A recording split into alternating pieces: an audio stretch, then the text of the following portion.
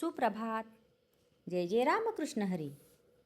365 दिवसांच्या प्रवचन मालिकेतील आजचा दिवस 225. देहाचे भोग आणि आनंद. तुम्हाला आपल्या हिताकरता दुसऱ्याच्या उपयोगी पडणे जरुरीचे आहे. तुम्ही असे नाही म्हणता कामा की परमात्म्यानेच याला अशा स्थितीत ठेवला आहे, त्याच्या विरुद्ध कसे जावे? तुम्हाला परमात्म्याच्या विरुद्ध जाणे शक्यच नाही. पण आपल्या हिताकरिता म्हणजे आपली देहबुद्धी कमी होण्याच्या साठी दुसऱ्याच्या उपयोगी पडणे हे गरजेचे आहे.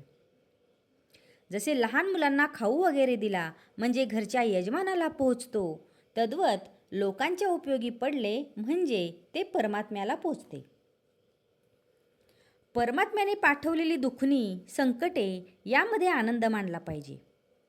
एखाद्या आजारी माणसाची देहकष्ट घेऊन शुश्रूषा करायला मी जर तुम्हाला सांगितले तर ते काम तुम्ही आनंदाने कराल. सद्गुरूंनी आपल्याला हे काम सांगितले आहे याचा तुम्हाला आनंदच वाटेल.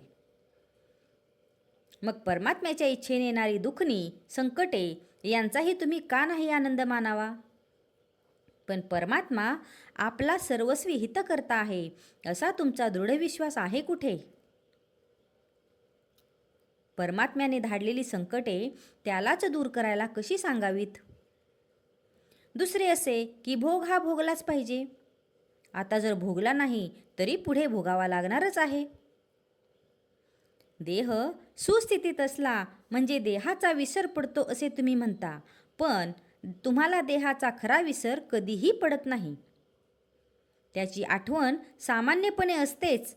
दुखणे वगैरे आले म्हणजे ती विशेषपणाने भासते इतकेच. दुखणे आणि त्यांचे दुःख ही दोन निराळी असल्यामुळे दुखणे आले तरी मनुष्याला आनंदात राहता येईल. ज्याच्याजवळ भगवंत असेल त्यालाच आनंदाचे जगणे प्राप्त होईल. म्हणून ज्याला आनंदात जगायचे आहे त्यांनी नाम घ्यावे आणि भगवंताच्या अनुसंधानात राहावे. अनुसंधान कशाला म्हणावे? उठणे, बसणे, जप करणे, वाचन करणे, गप्पा गोष्टी करणे, चेष्टा, विनोद हे सर्व करणे वगैरे क्रियांमध्ये भगवंताशी संबंध आणि संदर्भ असावा हेच अनुसंधान. भगवंताचे अनुसंधान आपल्याला भगवंताकडे घेऊन जाते. मी अनुसंधान टिकवीन असा मनाचा निश्चय करावा. जगाच्या प्रवाहात उलट पोहणे म्हणजे भगवंताचे अनुसंधान टिकवणे होय. भगवंताचे होऊन प्रपंच करणे ही सर्वश्रेष्ठ कला आहे. भक्ताला ही कला अवगत झाल्याने भक्त भगवंतमय होऊन त्याला सर्व जगतात आनंदच दिसतो. देहाची सुखदुःखे प्रारब्धावर टाकू या आणि नामस्मरण प्रयत्नाने व प्रेमाने करूया. आजचा हा भाग तुम्हाला कसा वाटला हे कमेंट करून नक्की सांगा. कमेंटमध्ये लिहा जय जय रामकृष्ण हरी.